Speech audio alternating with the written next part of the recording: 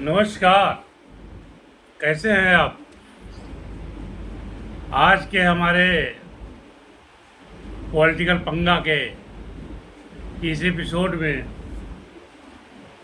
हम आपसे काफ़ी दिन बाद मिल रहे हैं।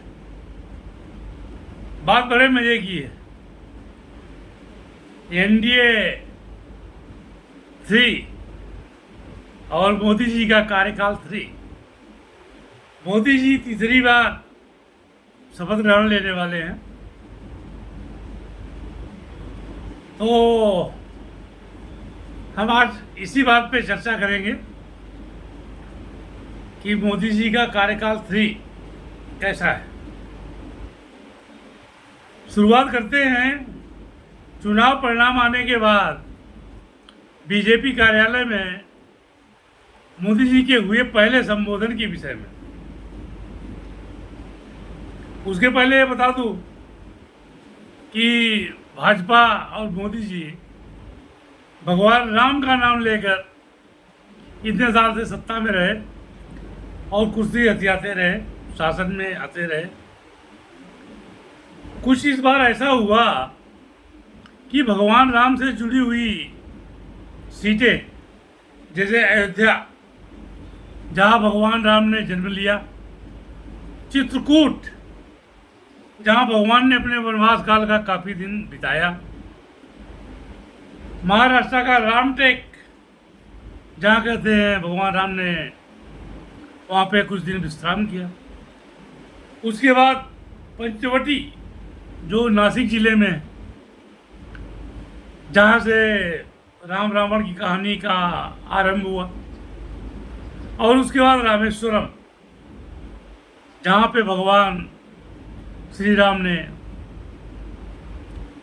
शिवलिंग की स्थापना की और वहाँ से पुल बनाया और लंका पे गए।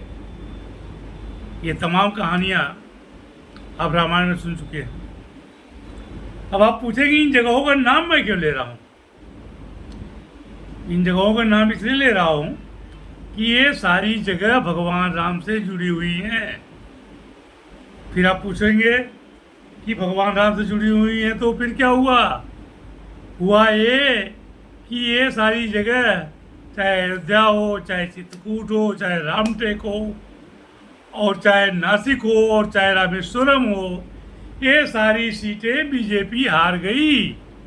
मतलब भगवान राम से जुड़ी हुई जितनी जगह थी जिसका लाभ बीजेपी वाले भगवान राम का नाम लेके उठाते रहे थे, वो सारी सीटें बीजेपी हार गई। इसका मतलब भगवान राम ने इनका साथ नहीं दिया। ये तो पहली बात हो गई। अब आते हैं मोदी जी के संबोधन के बारे में। चूंकि भगवान राम से जुड़ी हुई पांचों सीटें भगवान राम की कृपा नहीं मिली और बीजेपी हार गई, फिर बीजेपी ने भगवान राम को छोड़ दिया। अब आप कहोगे कैसे छोड़ दिया?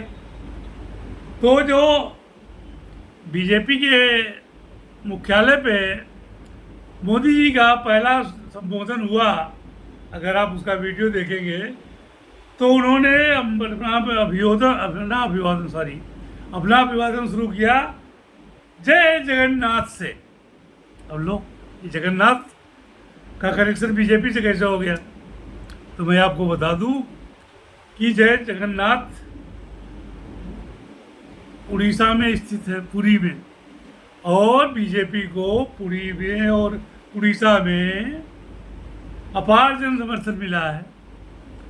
वो विधानसभा में भी सत्ता में आ गए हैं और लोकसभा की अधिकांश सीटें बीजेपी ने जीती है।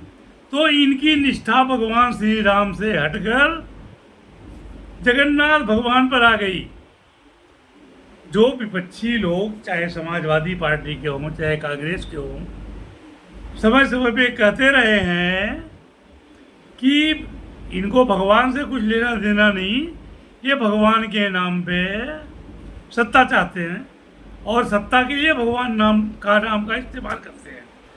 आज यह बात सिद्ध हो गई कि जब भगवान राम ने इनको हरा दिया और जगन्नाथ जी की कृपा से इनको उड़ीसा में सत्ता मिल गई, तो ये जगन्नाथ जय जगन्नाथ बोलने लगे।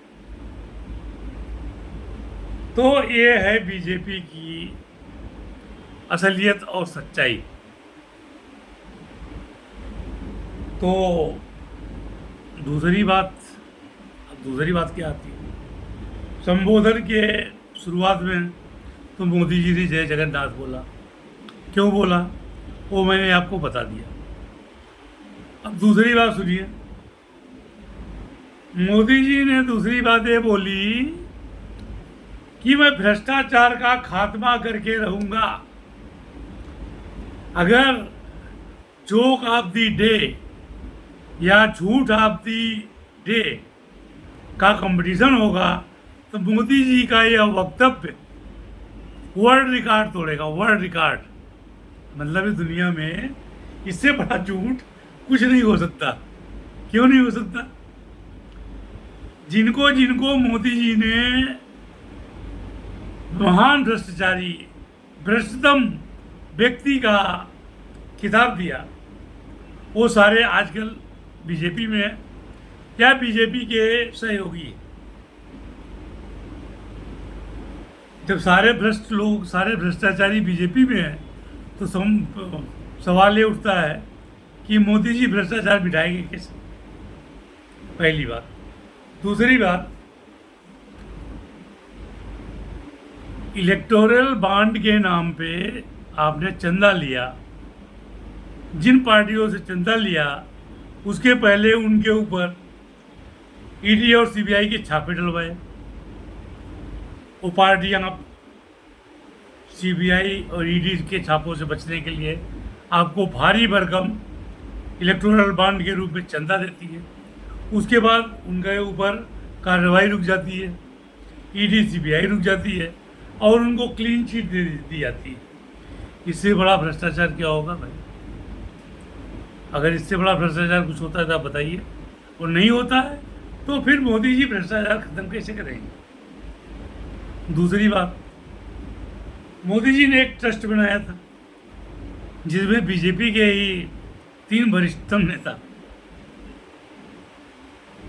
थे ट्रस्टी, और साथ में कानून ये था कि उसकी कोई सरकारी जांच नहीं हो सकती, उसके खर्चे की कोई जांच नहीं हो सकती। फिर आपने अपने पद का दुरुपयोग करके उसमें हजारों करोड़ रुपए जमा कराए और उस पैसे का सारा इस्तेमाल आपने चुनाव में किया, अच्छे तरीके से, भ्रष्ट तरीके से जो भी किया।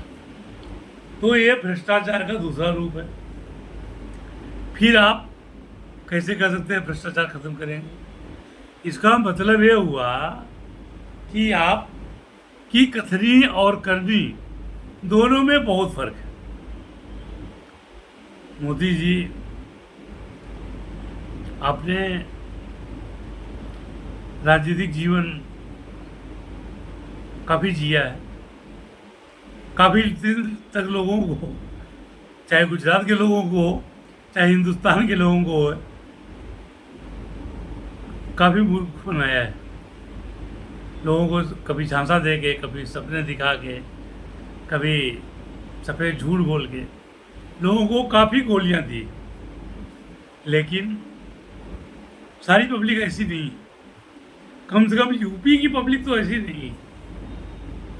यूपी के लोगों ने आपको आईना दिखाया है कि अगर आप सोचते हैं कि आपकी झूठ की हांडी बार बार चढ़ेगी तो ऐसा नहीं हो सकता। कहा जाता है कि एक बार जो झांसे में आ जाए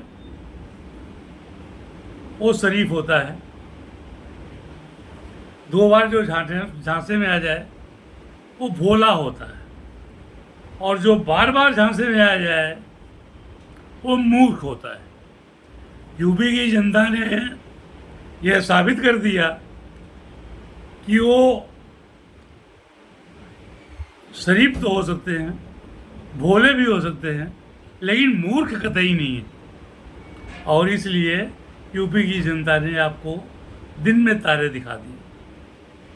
अब आप 2 बैसाखियों के सहारे सत्ता में हैं, ये ऐसी बैसाखियाँ हैं कि कब 360 डिग्री पे टर्न ले लें, कभी 180 डिग्री पे अपोजिट खड़ी हो जाए, इनका कोई भरोसा नहीं है।